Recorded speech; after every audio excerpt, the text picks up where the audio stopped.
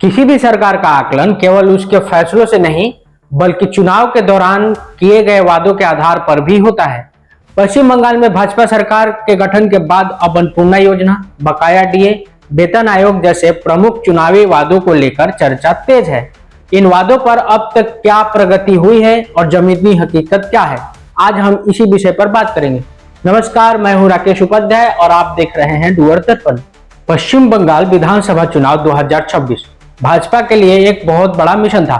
कई राजनीतिक रिपोर्टों में इसे मिशन बंगाल तक नाम दिया गया।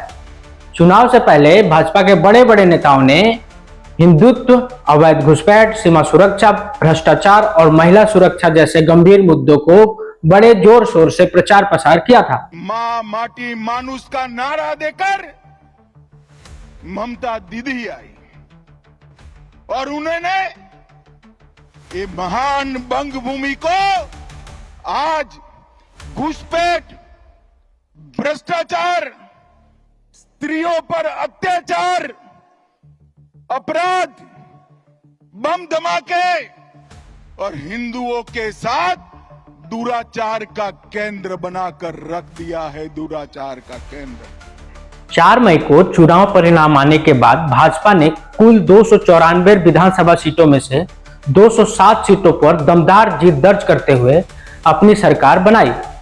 उसके बाद मुख्यमंत्री शुभेंदु अधिकारी के नेतृत्व में कई बड़े मोर्चों पर काम भी शुरू हुआ। बीएसएफ को जमीन हस्तांतरण से लेकर भ्रष्टाचार के खिलाफ कार्रवाई तक कई कदम देखने को मिले हैं।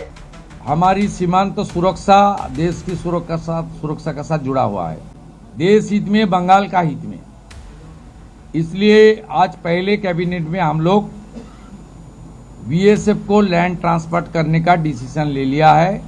इलीगल इन्फिल्ट्रेटर्स का जो हमारी प्रॉब्लम चल रहा है, ये भी कुछ दिन के अंदर रिजॉल्व हो जाएगा। आज एडमिनिस्ट्रेटिव ऑर्डर कर दिया हम लोग, आज से ही सेंसस का काम शुरू हो जाएगा। प्राइम मिनिस्टर साहब का कमिटमेंट था, बीजेपी का मैनिफेस्टो में था, आयुष्मान भारत कैबिनेट ने मंजूरी दे दिया है।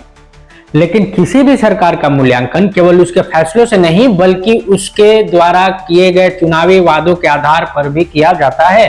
ऐसे में आज सबसे बड़ा सवाल ये उठता है कि चुनाव के दौरान जनता के लिए किए गए प्रमुख वादों पर सरकार अब तक क्या कर पाई है, कितनी आगे बढ़ी है। आज हम 2 बड़े मुद्दों पर बात करेंगे, महिलाओं के लिए घोषित अन्नपूर्णा योजना और सरकारी कर्मचारियों के लिए बकाया डीए तथा वेतन आयोग जैसे वादों पर।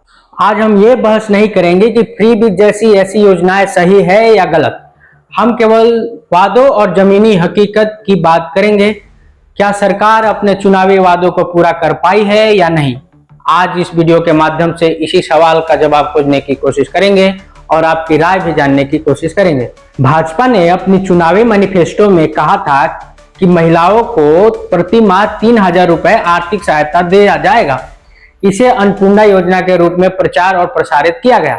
यह पार्टी के प्रमुख चुनावी वादों में से एक था। আমি এবং রাজ্য সভাপতি শ্রমিক ভট্টাচার্য কথা দিয়েছি, এপ্রিলে সরকার পয়লা মে 3000 টাকা, মে মাসে সরকার পয়লা জুন 3000 টাকা আমরা দেব।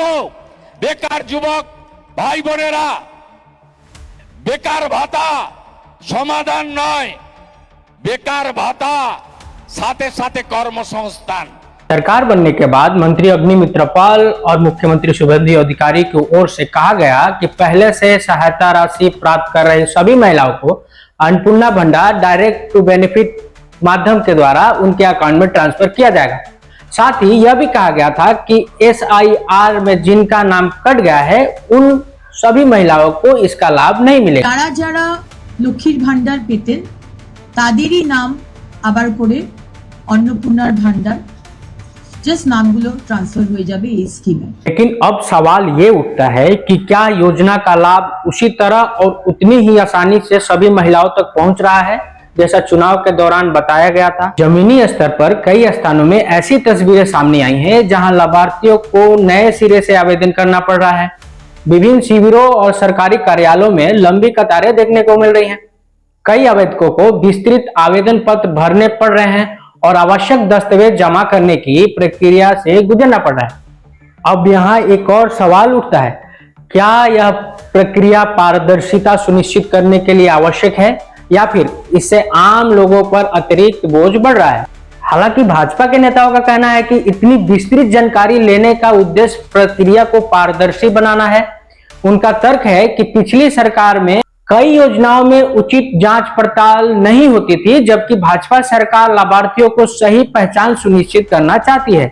আমরা প্রথম দিনে বলেছিলাম যে হয়তো ফর্ম লাগবে না, ডাইরেক্ট ট্রান্সফার হবে, কিন্তু আমরা যে অ্যানালিসিস করেছিলাম সেখানে দেখতে পেলাম প্রায় লক্ষ লক্ষ হাজার হাজার ভুয়ো নাম ঢুকে রয়েছে। वहीं दूसरा बड़ा मुद्दा सरकारी कर्मचारियों का बकाया डीए और नए वेतन आयोग का है। विधानसभा चुनाव के दौरान भाजपा ने बकाया महंगाई भत्ता यानी डीए के मुद्दे को प्रमुखता से उठाया था। पार्टी की ओर से यह भी कहा गया था कि सरकार बनने के बाद कर्मचारियों के हितों की प्राथमिकता दी जाएगी और वेतन संबंधी लंबित मामलों पर निर्णय लिया जाएगा। सभी सरकारी कर्मचारियों व पेंशन भोगियों के लिए डीए सुनिश्चित किया जाएगा और 45 दिन के अंदर ही 7वें वेतन आयोग को लागू कर सभी कर्मचारियों का सम्मान करने का काम नई बनने वाली भारतीय जनता पार्टी की सरकार करेगी। और सरकार बनने के बाद कैबिनेट ने नए वेतन आयोग के गठन की दिशा में नए कदम भी उठाए। इस फैसले का कर्मचारियों ने स्वागत भी किया, लेकिन अब तक डीए को लेकर कोई बड़ी आधिकारिक घोषणा सामने नहीं आई है। ऐसे में सवाल उठना स्वाभाविक है कि क्या सरकार इस मुद्दे पर कोई ठोस फैसला लेने की तैयारी कर रही है। कर्मचारियों के एक वर्ग का मानना है कि चुनाव के दौरान जिस तेजी से इस मुद्दे को उठाया गया था, उसी तेजी से समाधान की दिशा में भी कदम दिखाई देनी चाहिए थी, लेकिन ऐसा अब तक नहीं हो रहा है। हालांकि सरकार की ओर से यह कहा गया है कि वित्तीय स्थिति और प्रशासनिक प्रतिक्रियाओं को ध्यान में रखते हुए आवश्यक निर्णय लेने जाएंगे, लेकिन क्या यह आश्वासन कर्मचारियों के अपेक्षाओं को पूरा कर पा रहा है? अब सबकी नजर 22 जून को पेश होने वाले राज्य बजट पर टिकी है। सरकारी कर्मचारियों की उम्मीद है कि बजट में डीए को लेकर कोई बड़ी घोषणा होगी। अब देखना यह भी होगा कि सरकार बजट के जरिए कर्मचारियों को कोई बड़ी सौगात देती है या फिर उन्हें इंतजार ही करना पड़ सकता है। आपकी इस विषय पे क्या राय है? क्या भाजपा सरकार अपने चुनावी वादों को पूरा करने की दिशा में बहुत धीरे आगे बढ़ रही है या फिर जनता को अभी भी इंतजार करना होगा? कमेंट करके अपनी राय जरूर बताएं। बाकी ऐसी खबरों के लिए आप बने रहिए डूअर्स दर्पण के साथ। आपके सामने ऐसे ही ज्वलंत मुद्दे लाते रहेंगे। तब तक के लिए नमस्कार।